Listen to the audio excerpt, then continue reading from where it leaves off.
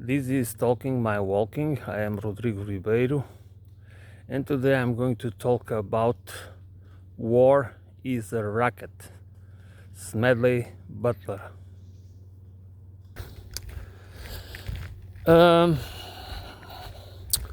Trump goes from the peacemaker to the troublemaker. Because he is a businessman, and war is a business opportunity. The United States, I mean, not the American people for sure, maybe some of them, the workers probably, some of the workers at least, but the military industrial complex can make a lot of money selling more weapons, like selling Patriots to the Germans, and then the Germans can give them to the Ukrainians to fight Russia. This of course it's not hilarious. This is madness, and it is a very dangerous move.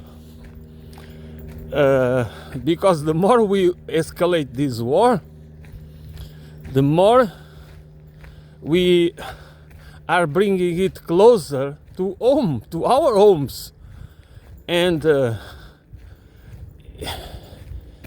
we might be oblivious to it, or we just might be you might choose to be in denial, but it doesn't matter. Sooner or later, the reality will knock on our doors. It seems that the part of the elites, of the German elites, they see war as or a war economy as a way to save the economy. What the Germans and us, all Europeans, should understand, if it's the war economy will save us, or will be a disaster for the common citizenry.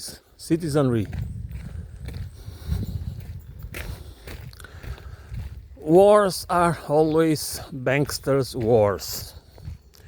There are exceptions, of course, but as with any other matter, exceptions only serve to prove the rule, and that's how we should understand it.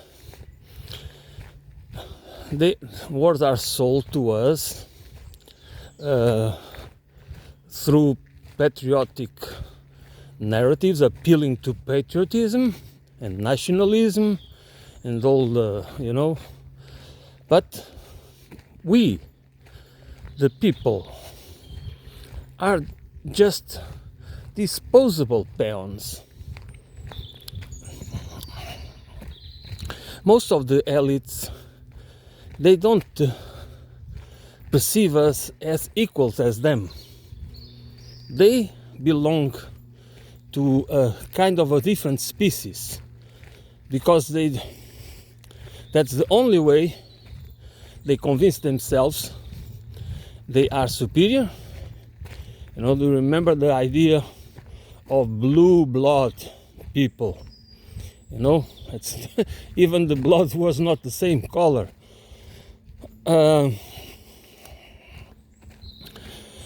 Which means that we do not understand the dynamics. I mean, it's not because we do not understand. It's because we are misled all the time. And it's horrible that we really do not get it. We do not see that every generation we are being played manipulated, instrumentalized, weaponized, and we are always told that it is for our well-being and for the high values, high democratic and freedom values. Freedom, Michael Parenti wrote that book, Democracy for the Few. I often quote this book. I don't quote the book, but I quote the title of the book and the author, because it's what we have. We have a managed democracy on behalf of the few, for the benefit of the few. They are the ones that profit with it, that control it, and in many cases they don't even need to show up to be in the spotlight. Then we don't even know who they are, or we know who they are through so-called conspiracy theorists when they meet at the Bilderberg conference or other venues that this is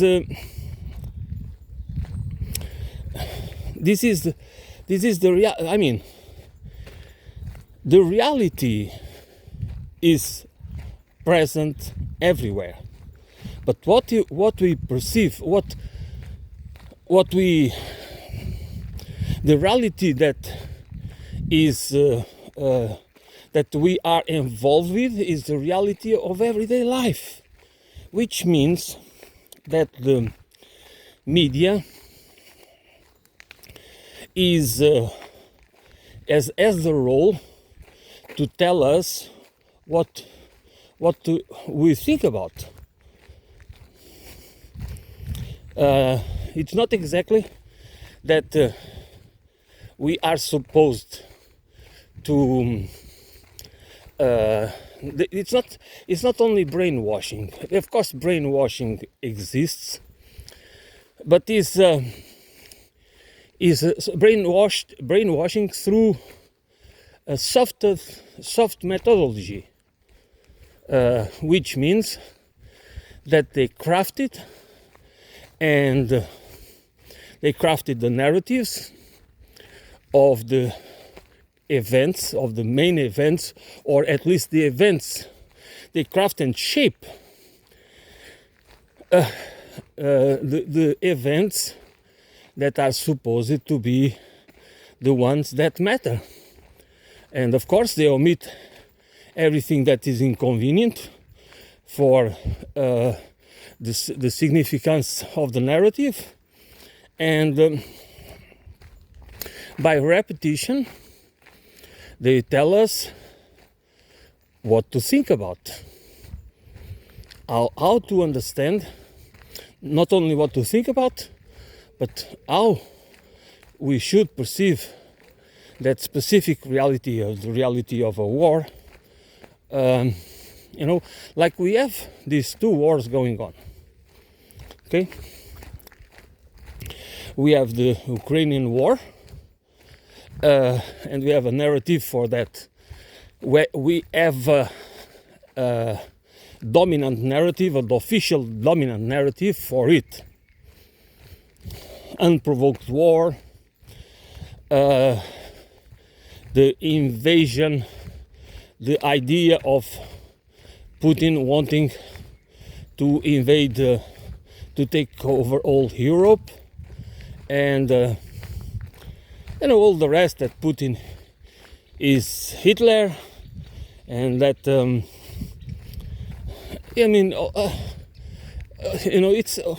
it's the repetition. But you have the war, the genocide practiced by by the Israeli government, and it is justified because there was an event. I don't remember the date, 7th of October. I mean, don't quote me on that because I don't really remember the exactly date. And that event is the justifies all the rest of the destruction and killing that came after that. And there is another narrative that says that the Palestinians or Hamas never agrees with the ceasefire or the, you know, this is the kind of and these kind of narratives, they are ambivalent. They do not make sense because there is a set of paradigms. There is some values that apply to one war, and those values don't apply to the other. There is a good war and a bad war. The war against Palestinians is a good war. The war against Ukrainians is a bad war. They don't talk about. There is no need for context, historical context. There is no need for cui bono with these wars. There is no need to discuss that the war was provoked or unprovoked. Was it really was or was not? Or can we come to the conclusion that actually both can be true? The war was there was an invasion, and that invasion might be justified or not, but the war was provoked over time. It's not just a war that comes. It was not. Of course, in order to justify all the money, all the policies that are implemented by the European Union, by the European Commission, and many countries and many governments, national governments, they need to tell a story that is favorable. That means that Putin is a threat, is a menace, is you know.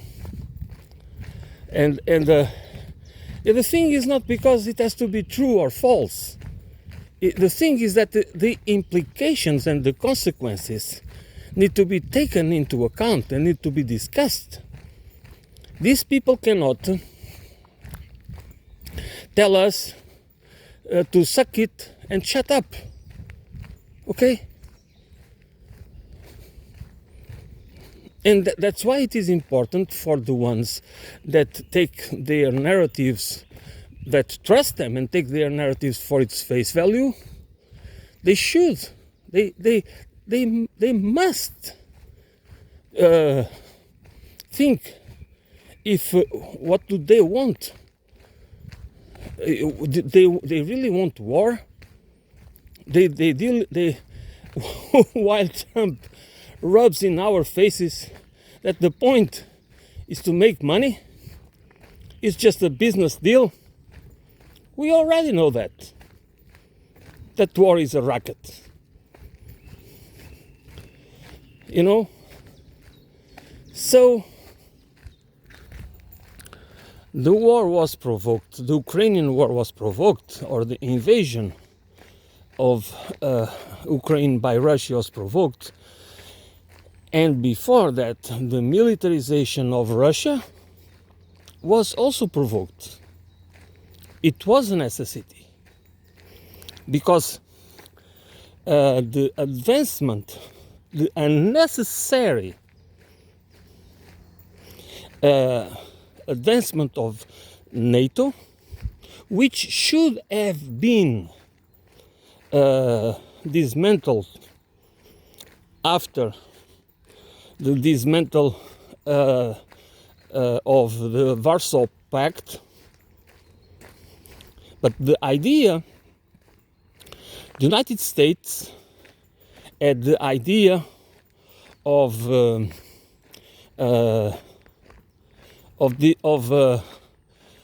using NATO as an imperialistic tool. As the imperialistic tool, that means that NATO was needed to make countries comply, to use the allies to make countries, from Libya to Iraq and to Afghanistan and many other places, to comply with the hegemonic interests. So the NATO was a tool, and the allies were supposed to be the vassal states. They were supposed to support the hegemonic, the American hegemony. Of course, it is. I'm talking about not only military hegemony, but of course economic and financial hegemony, which was part of the process of so-called globalization. It's nothing to do with because the problem with the words and the concepts is one thing. One thing is the global, that we have a global economy. Okay, we still have a global economy, and that is not going to end, because the world, as many of us already start to understand it, is not only about white people, European civilization, and American imperialism. Okay, the world is more than that, and we are starting to realize it. So a global economy. So the global economy is not going to end. What might, but the globalization, the hegemonic globalization project, which was an American imperialist project, okay, this is fading away. It is not anymore a certainty. It's still a problem for humanity, but it's not anymore a certainty. That's why many say that globalization is over, blah blah blah. This is just kind of statements. Of course, it's over to a certain extent. It might need to be over, to end through war, unfortunately. And if we do not, and if we just keep being only spectators, we might have to go through it. If we do nothing, if we don't organize, or we don't try to have a political voice, there can be the reality. I think the politicians, even the peacemaker, the man that was supposed to call Putin and just, okay, it's over, the war is over.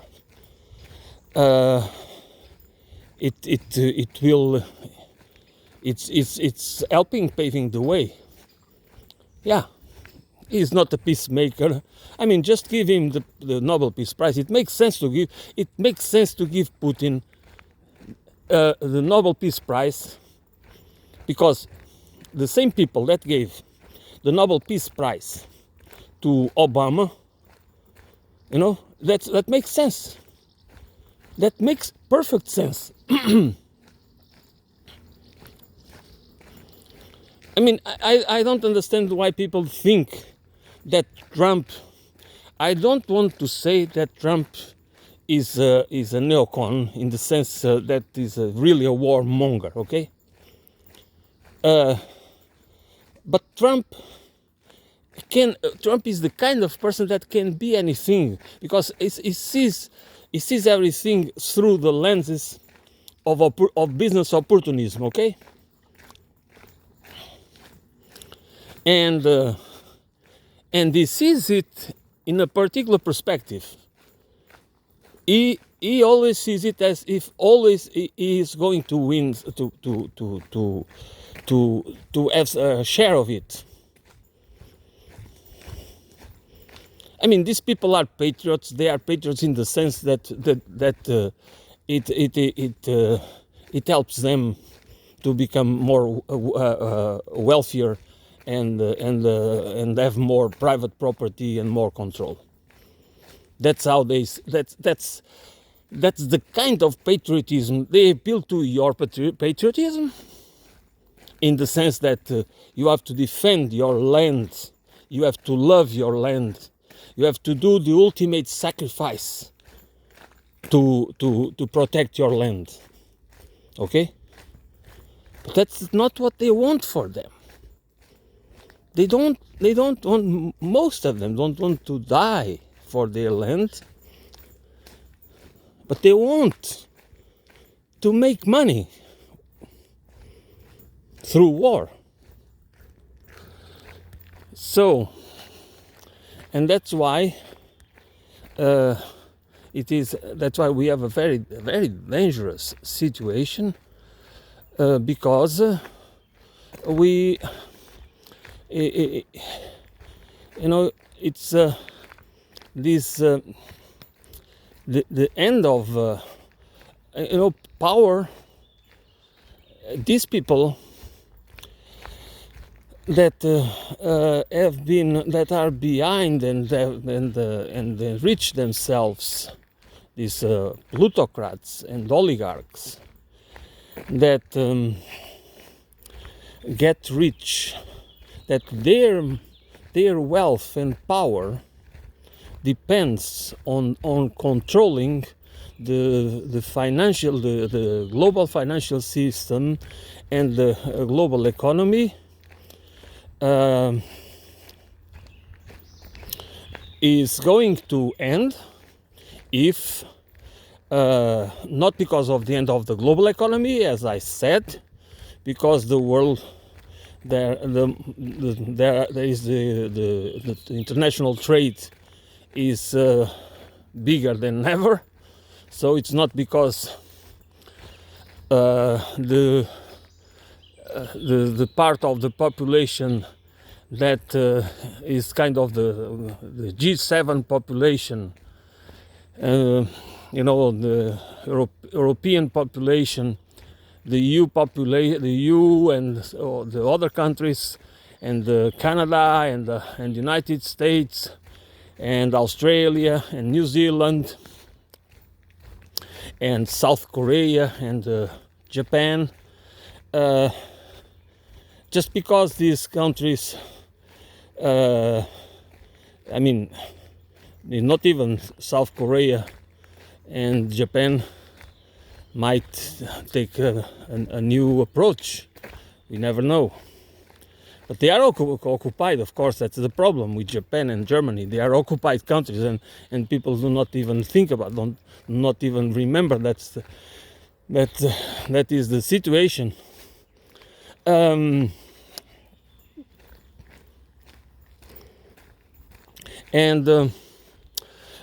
These people are not going to give up their privileges.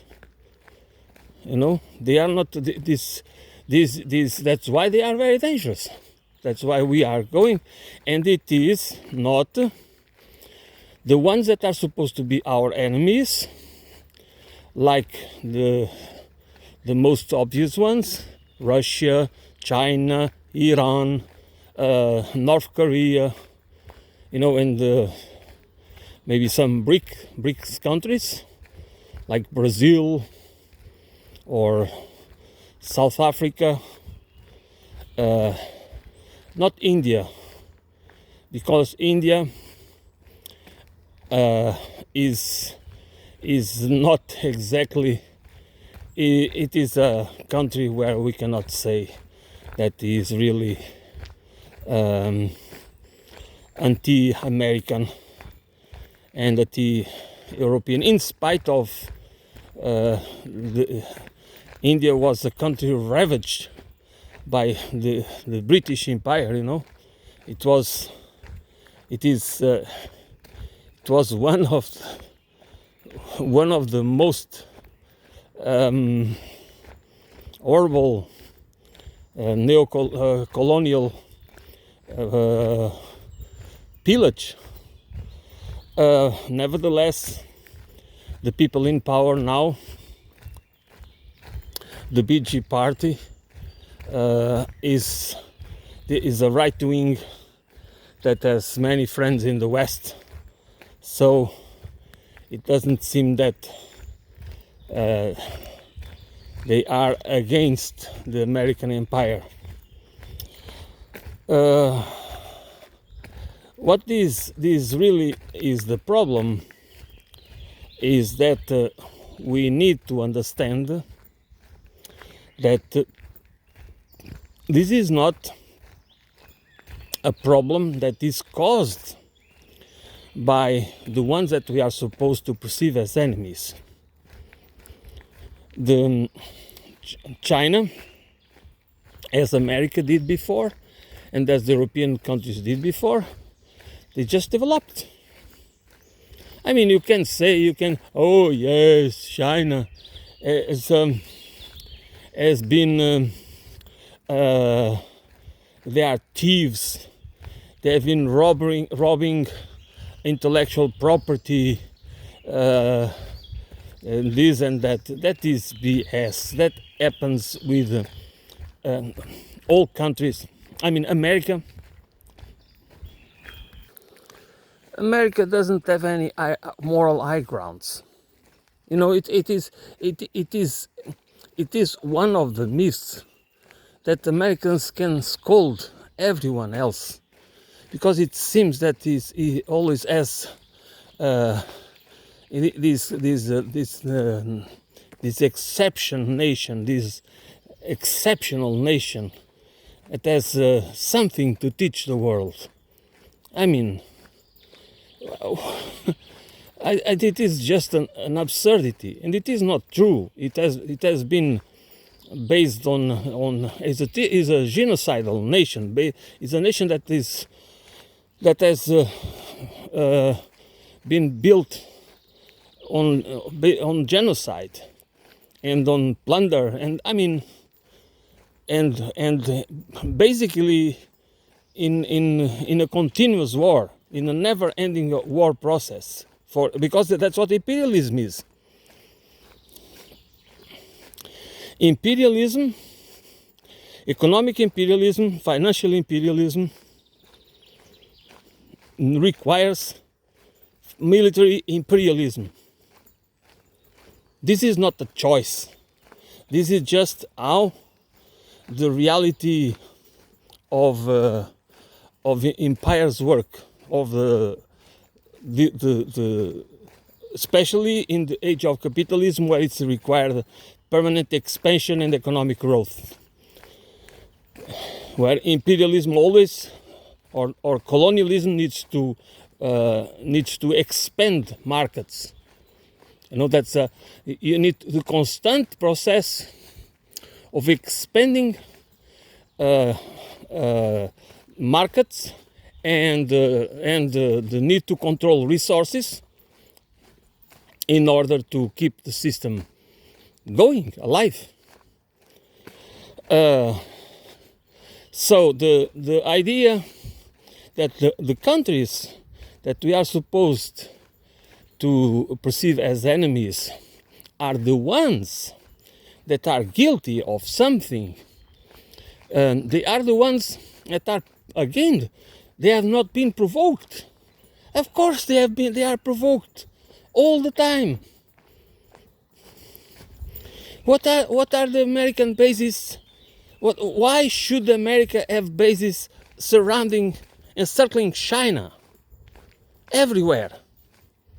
There are almost 800, or maybe more, who knows, American bases and military facilities all over the world.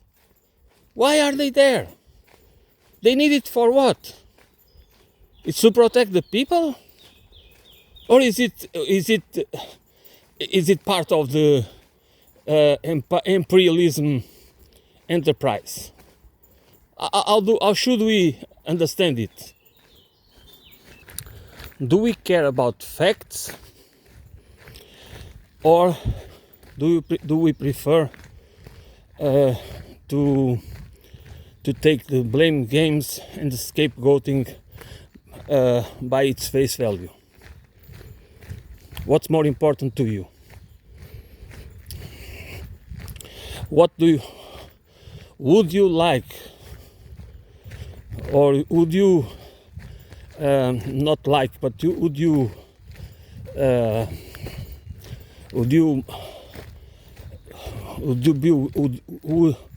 are you willing to engage in a war against Russia or China or Iran or all together,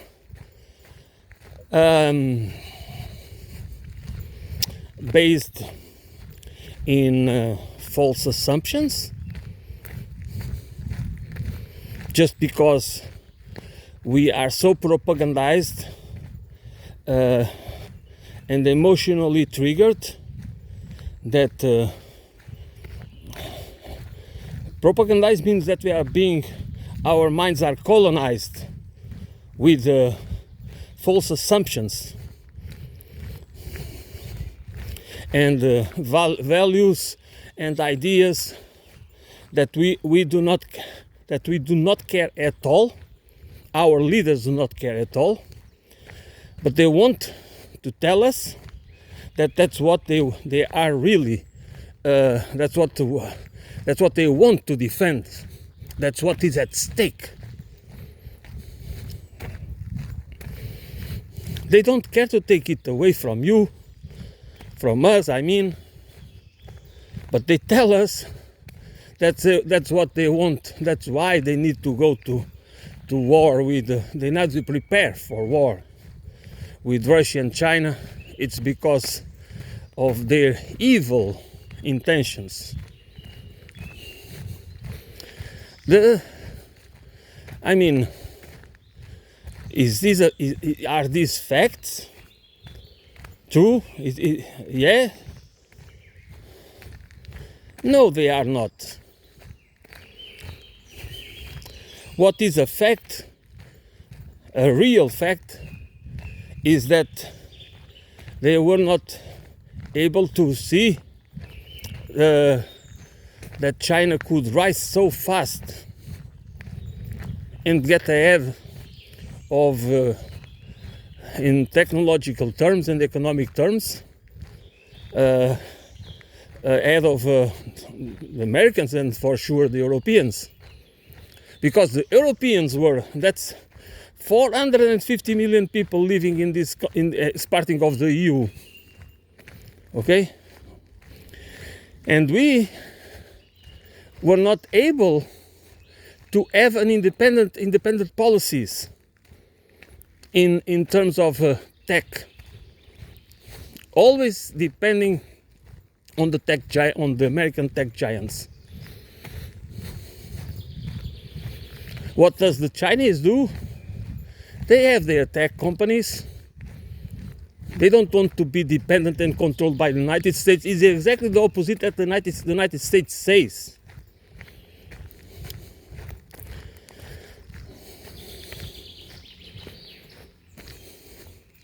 It's exactly that. This is not about. The problem is not that China or Russia are the examples, because I don't agree with many things, but they're the examples for the future of civilization. I think there are things that needed to be changed in the Chinese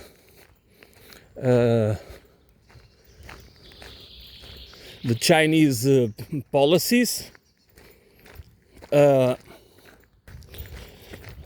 for a future ecological civilization, which for ecological civilization I do mean an ecological holistic civilization with a social and ecological political economy, not the one they have now, that requires that again, because it's a capitalist economy, it requires continuous expansion.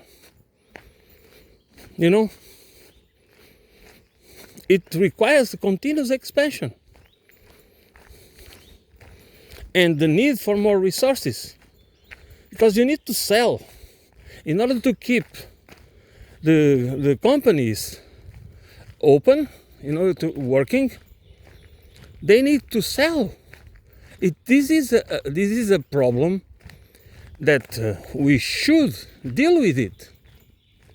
That the economy always needs to expand, because otherwise the business just go bankrupt. Why? Why do we need this kind of system?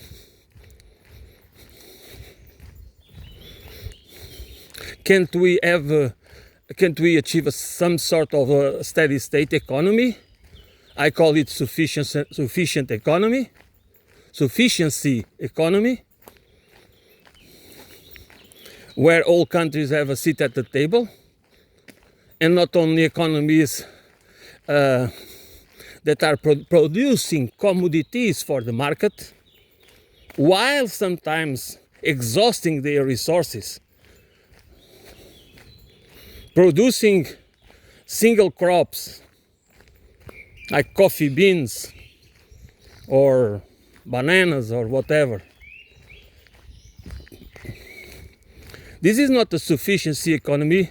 This is not even about reciprocity economy, which means the reciprocity economy is a form that we have, all economies have weaknesses, so therefore the weaknesses of some economies will be helped by in a cooperative way by other economies. We just cannot see this working, because our minds are operating in a complete, at the subconscious level, are operating in a totally different mindset. We just laugh at it. We just laugh at it because we understand the human nature in a particular way, not in a factual way. Doesn't matter. We are supposed to be self-hypocrites, self-interest beasts, looking always for our self-interest.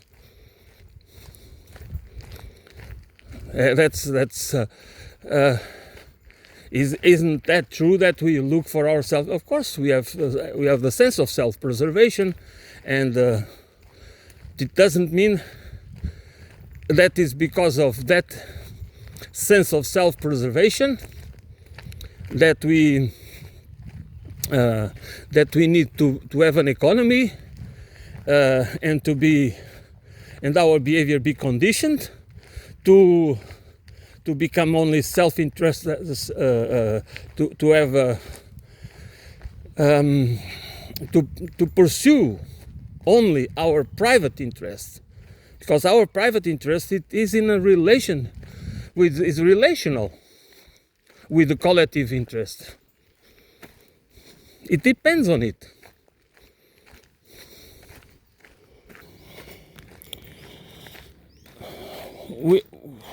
What it means is that what we cannot perceive China and Russia as, we cannot allow ourselves to perceive China and Russia, or Russians and Chinese, as our enemies. That's not we should also expect them to see us not as our enemies. But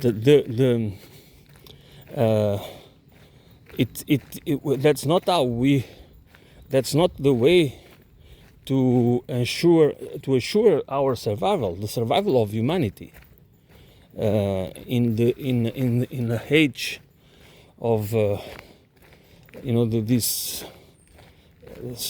technology these days. This is going to be if there is a world war, which I cannot even imagine what. It's horrible just to think about that. But the thing is, we need based on facts, not in fantasies and fiction. We are the ones, the all Western countries, and even also the Japanese and the South Koreans, that we need to see that it has been us. We have been the bullies, especially the Americans, of course, but we have been junior partners, accomplices in the process. And now that we are losing ground, we are blaming others, that we are reversing, we are projecting, we are reversing the roles, that we are trying to convince ourselves that they are the enemies. No, well, we are not trying to convince our leaders. The war profiteers, okay? War is a racket again. They are the ones trying to convince us that we need to prepare for war, just in countries like Germany, where the economy is, is losing. Why? Why do we? The destruction or the Nord Stream pipelines. It's amazing. A self-sabotage, and never explained to the public. We just don't need to explain it.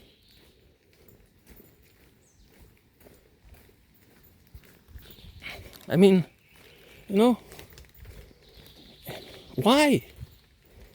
Why are the European authorities, the European Commission, this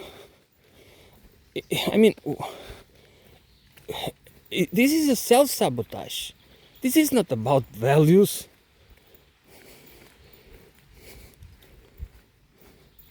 Our values, or the rules-based international order, whatever that means. We all know what that means.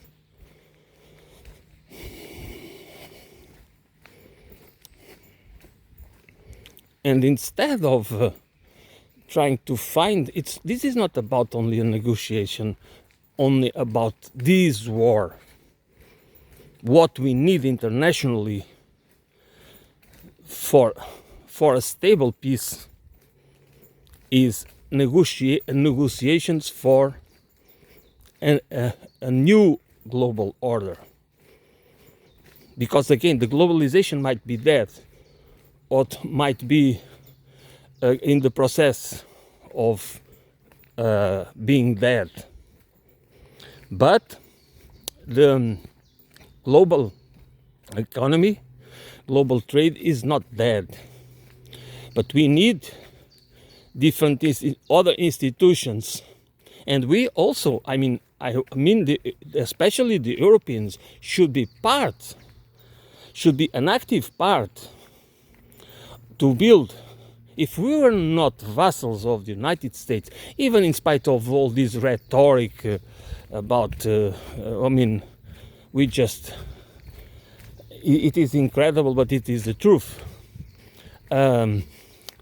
We should be interested in looking the American elites in the eye and telling them that what we want to be part of a new international order based on cooperation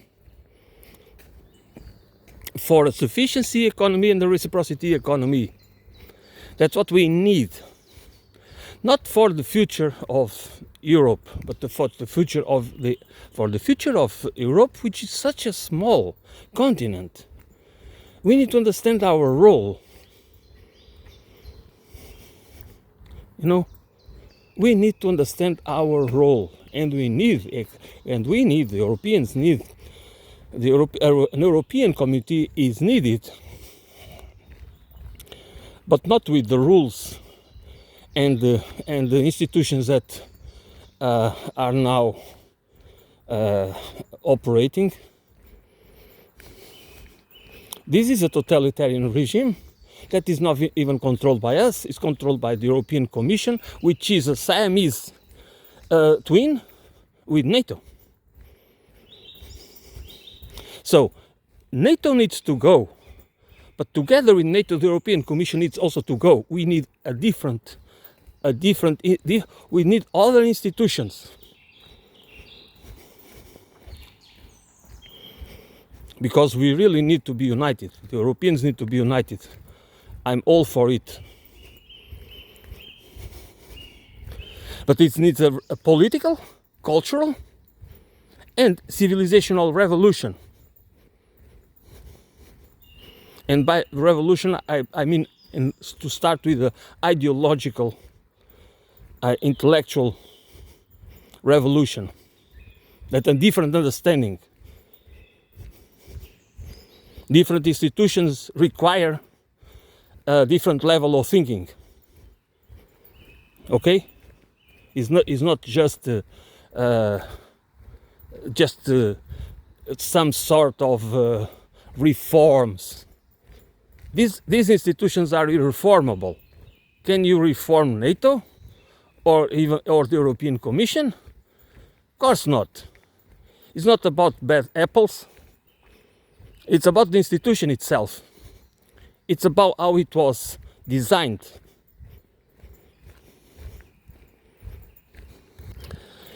So we need a total different approach. Russians are not enemies, okay?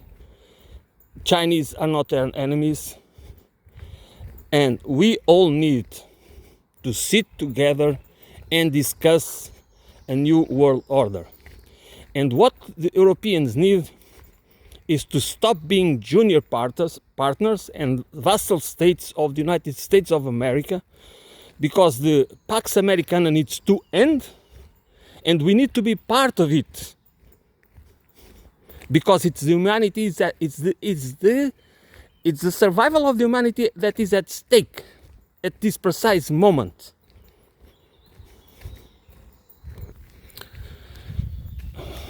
There is no, this is not about that we need to be part of BRICS or, the Chinese have been, they are good planners. They think in long term. So they have, they just have policies that make sense, at least for them, and they create the BRICS as they are. Now, I'm not talking about the BRICS. I'm sorry that what I want to say is about the Belt and Road Initiative. The Belt and Road Initiative, we do not need to have a different, our own Belt and Road Initiative. What we need is an initiative that has that is a global initiative, but not controlled by. That's the point. We are used to have control of everything. So the West got used to control all the lifelines, which mean the financial system, the international financial system, based on the dollar, was controlled by institutions, private institutions, and international institutions like the World Bank and the IMF, that of course were controlled by the United States, and are controlled by the United States as we have been, all the institutions were shaped according to interests of the West. And by we I mean the American and the European elites do not want to share it, because they do not want to share it. They want, especially the Americans, they only see one possibility for everyone around the world, that the people, they might not mind that people they destroy their own economies, they kill their own peoples, for as long as they allow the Americans to control their economy and their finance. So they become part of the debt entrapment, American debt entrapment, European debt entrapment, not Chinese. Chinese are by far being more humane in these terms than the Americans and the Europeans ever have been. But again, we are supposed to perceive it otherwise. And we do not care to look for facts, for the real data. And what we need, as part of this new world order, to avoid war, instead of trying to decide it through war, because it will come if we continue escalating it. It's to these negotiations that is not only it's not only about negotiating, sitting at the negotiation table to stop the war between Russia and Ukraine. It's not only about that. It's about discussing the new world order. And it has to be us. We are the imperialists. And because I don't want to keep the idea, I believe that we should stop the idea of the great power competition, and we should because we should not, and I believe the Chinese don't want to substitute the United States as a global imperialist nation. They know that this doesn't last. That they know that a civilization to last, the empires don't last. Empires cannot last because empires require an amount of resources to control other peoples, to conquer, and it is required an immense amount of resources that it will erode in this case, like the Americans or the Roman Empire. The Republic is going to be exhausted. That's what is happening with America. That's nothing to do. The America is exhausting itself to expand the empire, and in this case, to try to avoid, to try to keep the role as the hegemon. So we need to end this madness, and this madness needs to be ended through us, and we do not discuss it. The new world order, where everybody has a seat at the table,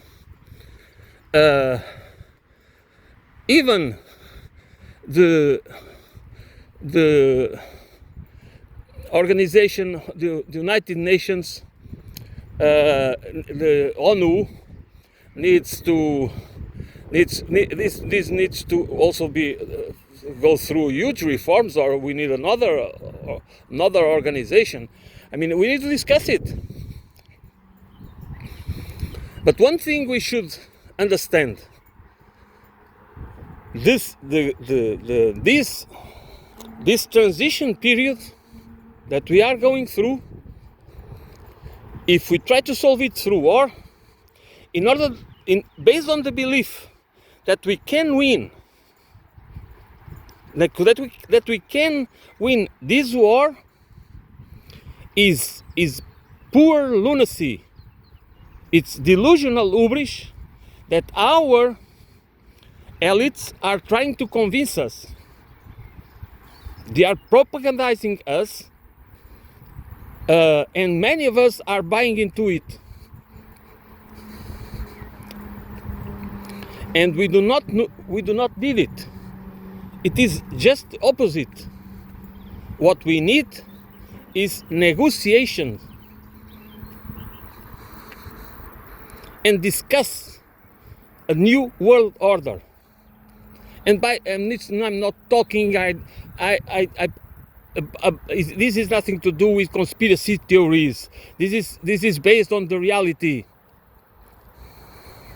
Globalization is over. What comes after globalization? There is global trade. Okay, a global economy still exists and will persist. What we need is to have new institutions, and for those institutions, and the main opposition comes again is us that are opposing the birth of a new world order that where everybody has to sit at the table, and we are not controlling, and nobody should be in control of the major institutions like we have been, especially the United States of America, for such a long time. Why do you believe that we are the ones that are supposed to control the global economy, to dictate the rules? Because that's what the American, when people talk about a global government, they don't know what they are talking. Many of us don't know what they are talking about. The global government was already the reality that Americans wanted to do through global governance, by dictating the rules of global governance. That was called globalization. That was a world permanently controlled by the American empire, with the help of the junior partners and vassals.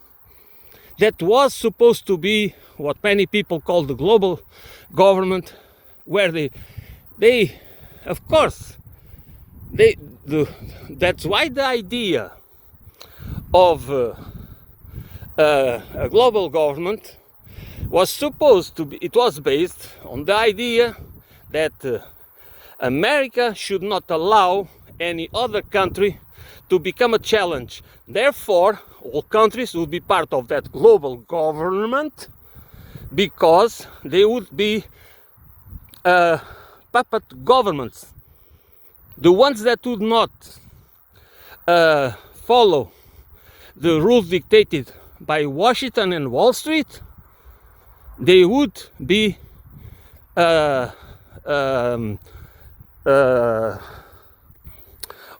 overthrown.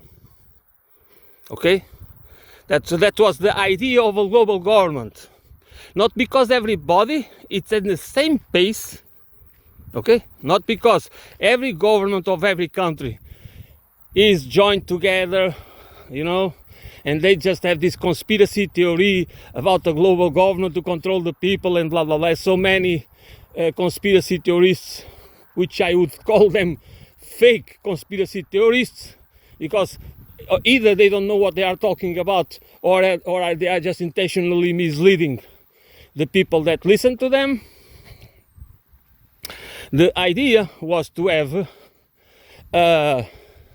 exactly a world controlled by the American Empire or Anglo-American Empire, Pax Anglo-American imperialism. That was it.